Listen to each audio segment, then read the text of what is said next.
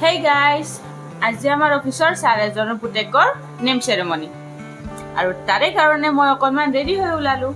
আচৰিত, আজি ওয়াৰ্কিং ডেজতো ইমান খালী ৰাস্তা পালো। নহলে আপোনালোকেতো জানে গুৱাহাটীত কেনেকুৱা ট্ৰাফিক হয়। লোকেশনত আহি পায়ে দেখিলো বিজুতে একদম ষ্টাইল মাৰি মোৰ কাৰণে ৰখি আছে। বাপৰে, চাওকচোন, সকলোৱে কথাত ইমানে বিজি হৈছে যে লিফ্টত সোমাবই পাহৰি গৈছে। কিন্তু ভিডিঅ' শ্বুট কৰিবলৈ পাহৰা নাই। বাৰু এতিয়া ভেনুলৈ গৈ থাকো। ফাইনেলি ভেনুলৈ আহি পালো।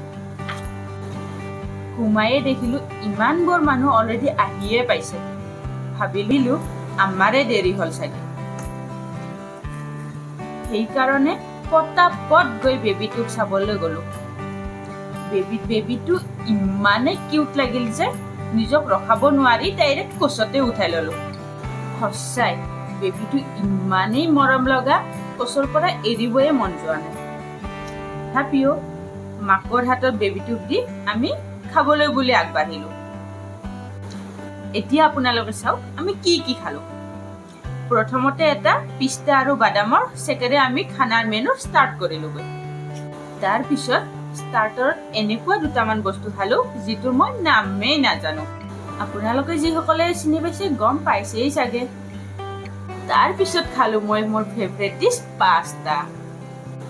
কিন্তু পাস্তা খাইও মন ভৰা নাই, লগালগ খালো আমি মেইন কোৰ্স। ইমানখিনি খোৱাৰ পিছত জানো ৰৈ থাকিব পাৰি? ইমানখিনি অলপ কথাৰ মহলা মাৰি ওলালো আমি নেক্সট ডেষ্টিনেশ্যনলৈ। ডেষ্টিনেশ্যনটো ক'ত এইটো দেখুৱাম মই মোৰ নেক্সট ভিডিঅ'টোত। তেতিয়ালৈকে বাই বাই।